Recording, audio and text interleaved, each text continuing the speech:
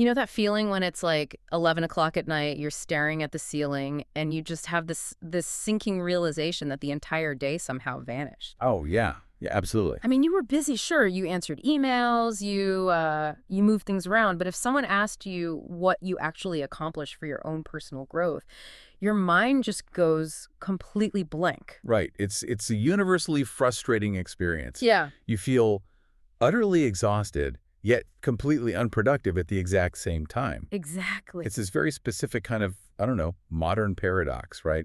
Where we're constantly in motion, but we're never actually moving forward. And that feeling of running on a treadmill is exactly what we are dismantling today. Yeah. We're pulling insights from a rather unexpected place for this deep dive. It's a transcript originally aimed at people learning a new language, actually. Which sounds niche, but Yeah, right. But when you strip away the language learning context, what is left is an absolute masterclass in how human beings spend the literal minutes of their lives. It just cuts right through the usual, corporate jargon about time management. it really does. So whether you are trying to master a new professional skill or catch up on a mountain of industry research or you just want to figure out how to be a more well-rounded person without feeling that crushing weight of information overload, we are going to completely reframe how you view your daily schedule. Yeah, and to get out of that late night ceiling staring trap you mentioned, we first have to fundamentally redefine what it actually means to waste time. Okay, let's unpack this because I think most of us have it totally wrong. We do. We tend to operate on a very rigid binary, right? Like work is productive time and fun is wasted time. Right. But the framework we're looking at today rejects that completely.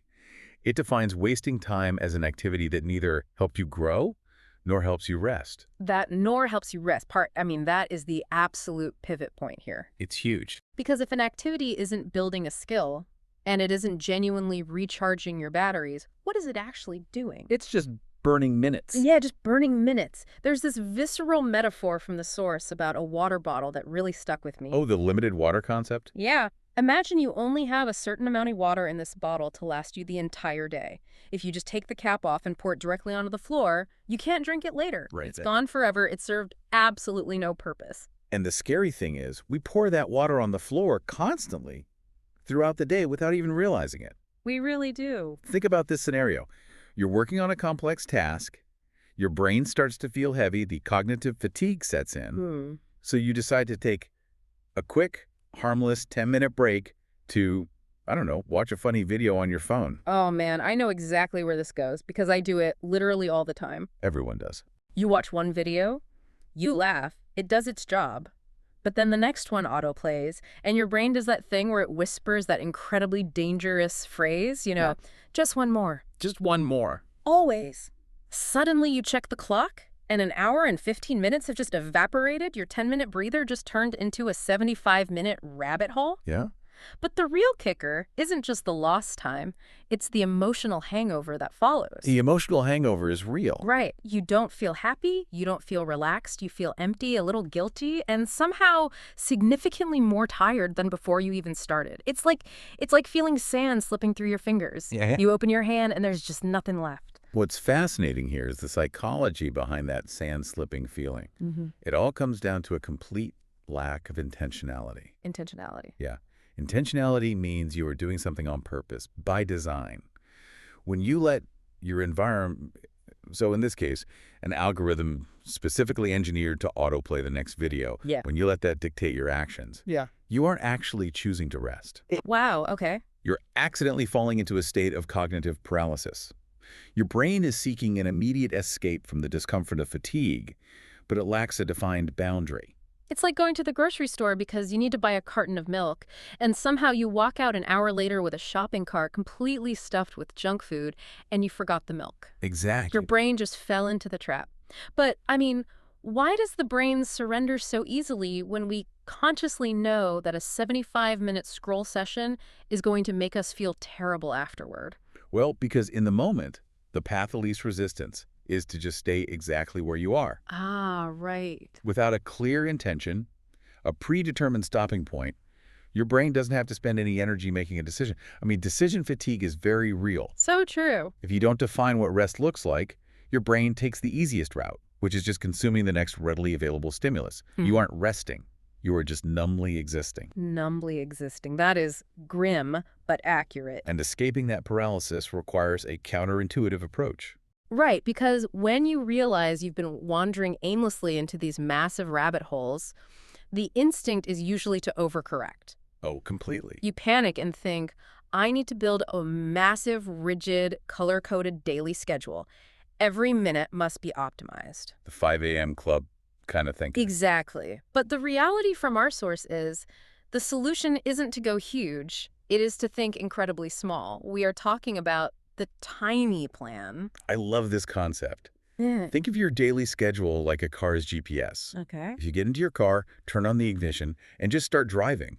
Without putting an address into the navigation system, what happens? You end up driving in circles. You drive in circles. You burn through your petrol, you waste your time, and you end up nowhere.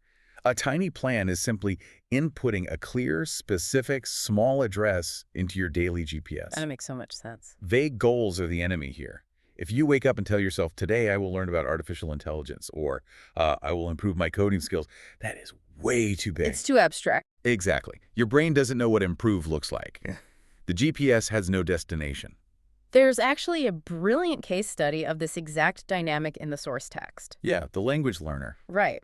A learner kept trying to study a complex subject for 1 full hour every single day, and they failed repeatedly. Of course.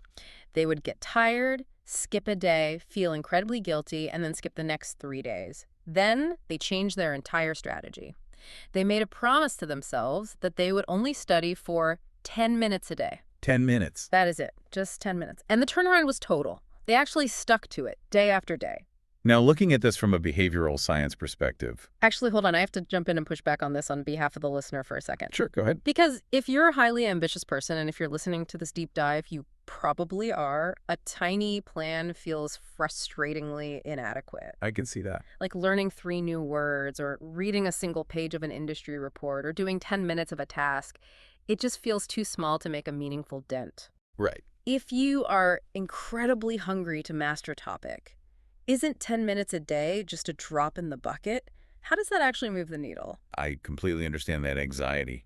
High achievers want to conquer the mountain in one afternoon. Exactly. Give me the whole mountain. But if we connect this to the bigger picture, we have to look at the math of human behavior and how our brains process friction. Consistency always trumps volume. Always. When you set a goal of 1 hour, the friction to start is massive. Your brain looks at that 1 hour mountain, your amygdala flags it as a massive energy expenditure, and it essentially says, I'm too tired for that right now. Let's just do it tomorrow. Right. Let's do it tomorrow. So you do 0 minutes. Exactly. And 0 minutes times 7 days is 0 progress. Yeah, the math checks out on that one. But a 10-minute goal, the friction is nearly non-existent. A tiny plan bypasses that initial fear of starting. And more importantly, it replaces the feeling of guilt with the feeling of pride. Ah, I like that. Pride instead of guilt. When you finish that 10 minutes, you experience a small dopamine hit. It's a victory. That emotional reward is the crucial mechanism that ensures you actually return to the task the next day and the day after that. So it feeds itself. Right. It isn't just about the volume of work done in those 10 minutes. It is about establishing the identity of someone who shows up consistently. Okay, so you are building the habit of starting rather than relying on the willpower to endure a marathon. Beautifully put. So you have your tiny 10-minute plan, a clear address in your GPS, but the very next hurdle people face is finding the time. Oh, time's the ultimate excuse. Right, because we are all overwhelmed. Our calendars are packed with meetings, errands, and life. But the breakthrough here is that you don't need to clear your calendar. You just need to look in your pockets. Here is where it gets really fascinating. The pocket time concept. This is a profound shift in how we perceive the structure of our days. Walk me through it. Imagine time as currency, like S-coins. A 1-hour block of uninterrupted free time is a very rare large coin, a gold piece. Which I haven't seen since 2019, probably. Yeah, most of us do not have those just lying around. But our days are absolutely filled with small coins. You have 3 minutes waiting for your coffee to brew. Yeah. You have 5 minutes standing at the bus stop. You have 7 minutes sitting in the back of a taxi or waiting for a Zoom meeting to start. There is this fantastic example of an extremely busy mother with 2 kids and a demanding full-time job. Yes, from the source material. She said she never had 1 full hour to sit down and study. Never. But she realized she had dozens of these small minutes scattered throughout her day, so she just used them. Just the pocket time. 5 minutes walking to the bus, 10 minutes on her lunch break, 7 minutes right before she went to sleep. Over just a few months, she completely transformed her skill set. She achieved mastery without ever finding a single free hour in her schedule. And think about what we normally do with those small coins of time. I know what I do. We pull out our phones and we scroll for those 3 minutes. Throwing away 3 minutes of waiting for coffee feels completely harmless. It is like tossing a single penny into the garbage. You don't even think about it. But if you do that 5 or 6 times a day, every day, over a week, you're essentially throwing away dollars of potential learning. Exactly. You're throwing away hours of progress, piecemeal. It really highlights the difference between spending your time and investing your time. Investing is the key word. When you use your pocket time to review a concept or read one page, you are investing those small coins. You combine them over weeks and months to buy something massive, a transformed intellect. That is the power of compounding interest applied to human knowledge. But, I mean, we have to address the massive elephant in the room here. What actually happens when you try to use those 5 minutes of pocket time? You're standing at the bus stop, you pull out your phone to read your one page, and suddenly there is a notification buzzing, just begging for your attention. Yes. You are now face to face with the time thieves. The time thieves. A time thief is basically anything that steals your time without giving you absolutely anything good in return. Endless social media scrolling is the ultimate culprit here. There's a cautionary tale from the text that made me wince because it is so incredibly common. The bedroom story. Yeah. Someone sits on their bed intending to check just one single message. Just one. But right next to the message is a funny video, so they watch it. We've all been there. Then they see people arguing in a comment section, so they read the fight. Then they click on a news story related to the fight. By the end of it, their brain is utterly stuffed with information, but they have learned absolutely nothing of value. It's exhausting just hearing it. To combat this, we need 2 distinct strategies. We need a defensive strategy and an offensive strategy. What's the defense? Defensively, you have to lock the door. I mean, you wouldn't leave your front door wide open if you knew a thief was walking down your street, right? Definitely not. So when you are trying to execute your tiny plan, you leave your phone in another room. If you're on your device, you use app blockers. You turn off all notifications for just that 10-minute block. You actively protect your focus. That makes sense. But the offensive strategy is where it gets really interesting. You have to make the learning process fun. This is where I want to expand on an analogy. I was thinking about this, and the phone, or whatever your primary distraction is essentially a master lock picker. A master lock picker. I like that. If your learning process, your tiny plan, feels like a miserable, heavy punishment, your brain is actually going to actively conspire with that lockpicker. Oh, totally. Your brain will walk over, unlatch the window, and say, please come in, distract me, rescue me from this boring, grueling task. That is a perfect articulation of the psychological mechanism at play. When a task is purely stressful or relentlessly boring, your cortisol levels rise. Which is the stress hormone. Exactly. And your brain inherently seeks to reduce cortisol and increase dopamine. The phone is a cheap, instant, highly engineered source of dopamine. If your learning feels like a punishment, your brain fundamentally wants the time thief to break in. It's basically an inside job. Exactly. It's an inside job. This is why playing with the material is essential. Because if it's fun, the brain doesn't need rescuing. Precisely. When you connect the thing you want to learn with things you already genuinely enjoy, like listening to a podcast on a walk, or analyzing the business strategy of a company you love, or watching a great documentary instead of reading a dry textbook. Yeah. You aren't just locking the door against distractions anymore. We're leaning in. You're accelerating your growth naturally. Your brain is engaged, relaxed, and receptive. You stay with the material longer because it feels like play, not work. Okay, but this brings up a really crucial tension. What's that? Well, we're talking about ambitious learners. If we are constantly guarding against these time thieves, and we are obsessively hunting down every single minute of our pocket time at the bus stop, and we are rigorously sticking to our tiny plans, Yeah. are we just working nonstop? Doesn't this hyper-optimization inevitably lead to the exact toxic productivity and burnout we're trying to avoid?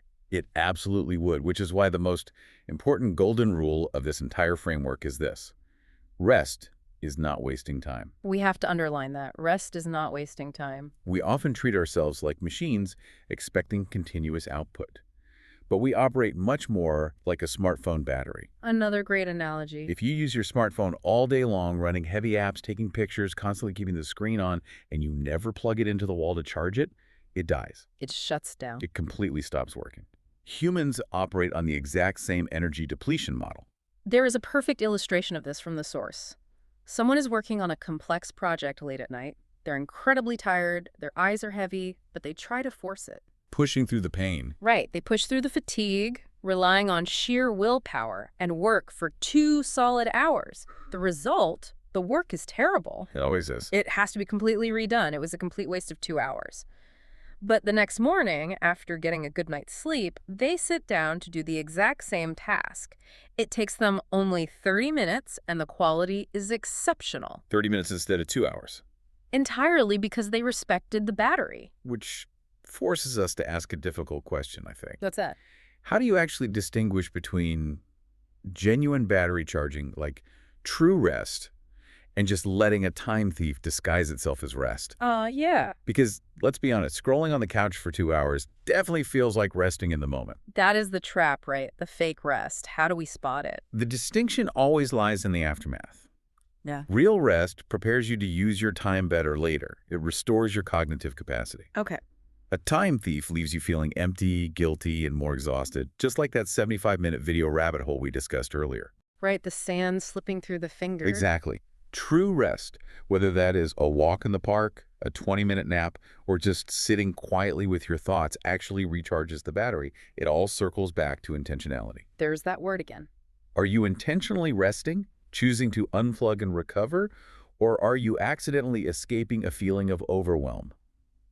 Balance is the ultimate goal, mixing focused work, engaging learning, and genuine intentional rest. Let's synthesize this so you can actually put these mechanics into practice right now. First, define a tiny goal, a clear, incredibly small address for your GPS that bypasses the friction of starting. 10 minutes. Right?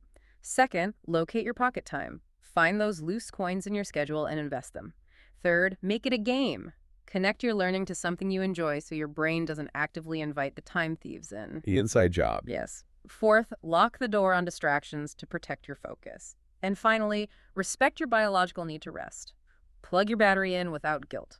And underlying all of these mechanical steps is a fundamental shift in how you talk to yourself. Oh, this is important. You need to become your own coach, not your own enemy. When you finish your 10-minute plan, don't immediately look at the mountain of work left to do. Right. Pause and actually say to yourself out loud, "Nice, I used my time well." Acknowledge the victory. Rewarding the behavior is what ensures the habit sticks. Before we wrap up, we have covered a lot of ground on how to optimize and protect our time. But what is the one final lingering thought you want to leave the listener with today? Well, I want to build on that concept of investing your time and go back to that very first metaphor of time being water in a bottle. Okay. We have talked extensively today about how to save the water, how not to pour it mindlessly on the floor. But consider this. If time is the water, your attention is the funnel that directs it. The funnel. You can have all the pocket time of the world, and you can meticulously design the most perfect tiny plan, but it is completely useless if your attention is fractured. A leaking funnel ruins the pour. Wow, that is such a powerful image. If your attention is split, the time is essentially wasted anyway. Precisely. So I would ask you to evaluate your immediate surroundings right now as this audio ends. Where is your attention funnel pointed? That's a great question. Are you going to intentionally choose your next move, whether that is executing a tiny plan or engaging in genuine rest? Or are you going to let the algorithm autoplay the next track and violently shake your funnel around? Right now, take control of the funnel. Thank you for investing your time not spending it, but investing it in this deep dive with us. Remember, you don't need a massive, exhausting overhaul of your entire life. You just need to stop letting the sand slip through your fingers one tiny intentional plan at a time.